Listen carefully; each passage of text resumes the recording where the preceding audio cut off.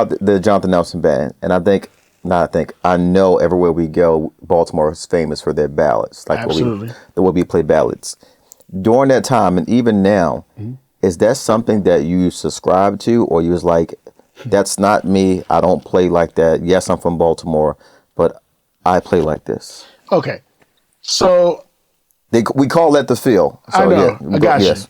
So it's funny because for me, I have my own go-tos of my existence. Just everything that I pull from, I've always had my whole life. Like I said, I grew up on the Hawkins and Archer Crouch. I don't need anything else. Need. You know what I'm saying? So by the time we get to that, to me, it's just aesthetics. It's just options that they're overusing. Not in a bad overuse, Right? But they're doing what they're doing to come up with a certain formula and a certain sound from it. Respect. And while everybody was going crazy, oh, we love this, and oh, let's do the Kenny joint, let's do the Adam joint, and I'm looking like, all right, that's an option. I'm a walking encyclopedia of options. So in my mind, it's like, okay, that's a section. I know there's more to music than just, you know what I'm saying? I'm not hating. I wasn't hating. I just wanted people to just always see that there's more options out here. Sometimes I started to see this happen around that time, but it's gotten worse over time.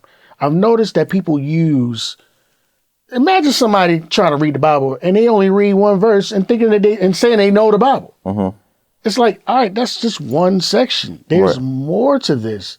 You think you're going nuts over this? Go pick up that Frank Zappa album. Like, you tripping on that? Go pick up that Michael Frank's Passion Fruit album. You're welcome.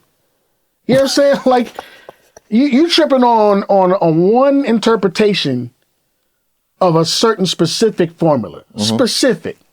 Because in the grand scheme of all music, bro, that's a crumb. I'm tired of seeing cats go crazy over crumbs.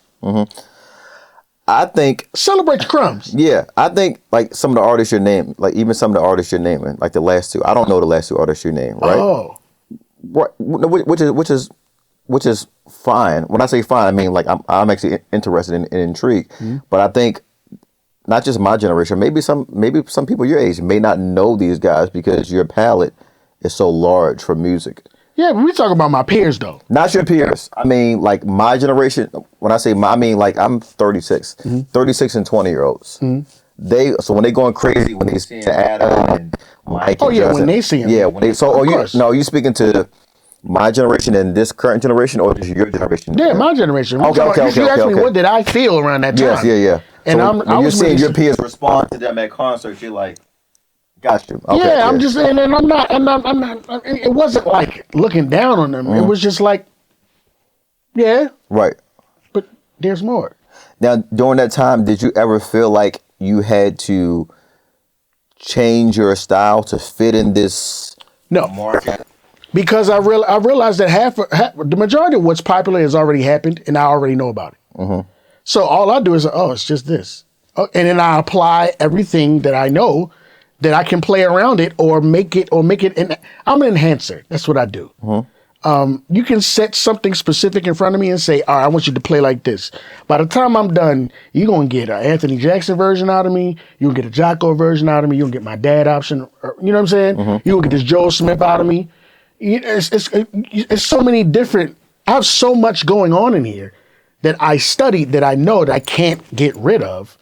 That it's just not going to be. It's going to come as close as you want it to be. I can mimic very well, but where's the fun in that? I was about to say, it seems like that's not where your heart was never there to try to mimic or fit into. Like, hey, if you want to play, when I say us, I mean like artists or something. Like, hey, we want this sound. We want we want the song to move like this. And it seemed like you were like, that's cool. I can do that, but I want to be Cory Baker. Is it like, It is like that, but I didn't say that. No. I just mean, but I'm assuming at this point is my assessment correct? But I don't want to put that narrative on it that like it was all about like I was focusing on me. Like that wasn't really the case. No. It was more so like spewing out. Right. When I say I want to be Cory Baker, I mean I want to keep my originality. With like when you hear, like I know when you're playing bass, like you're never gonna play bass like this. Right. You have Although, if the song calls for it, even if the song calls for it, when you play this, yeah, yes, it's gonna be my language. yes. So I can hear like, oh, yeah. So like, who playing? Oh, that's Cory.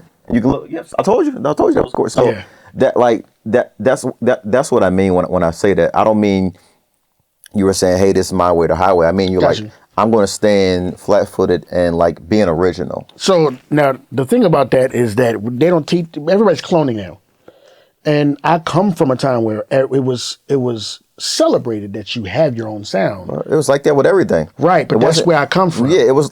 If you think about it, it wasn't just gospel. It was like that with hip hop too. Mm-hmm. Even with R&B, Stevie had his own sound. Mm-hmm. You know, you heard Stevie because it was going to be very colorful. It was going like he gonna go from major to minor. Mm-hmm. He walking up like it was very colorful. Now, like you said, everything is kind of like not even kind of. It's the same thing. No, it's literally copying. This person got on like that. Let me get on like that. Yep. And I've had friends come here, you know, for sessions, and sometimes they do auditions for like gigs. Like they have to, like, you know, they'll do like a video and record a performance that's just for the artist to see. Mm-hmm. And they're telling me like the artist like, hey, play this song just like the last guy who sat here because we like that sound and that's what we're comfortable with. Mm-hmm. So does that, if somebody calls you for like a major, I'm talking about like major gig, and they said, Cory, I love you, but I want you to play this bass or these drums just like this person.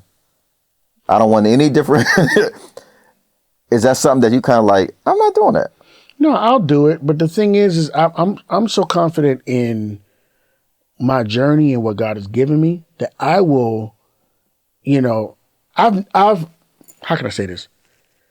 I rarely, and I mean, I can't even remember the last time somebody heard me do something that they were asking for and didn't walk away saying, that's my new thing.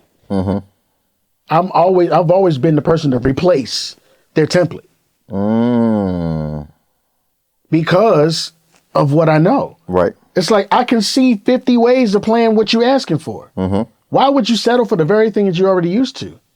Yep. And then I can't even do that. Really, I don't have that person's journey, that person's life, the temperature of that day, the fact that they missed the rent on the first. Oh, that's going into the note choices that you heard. Mm-hmm.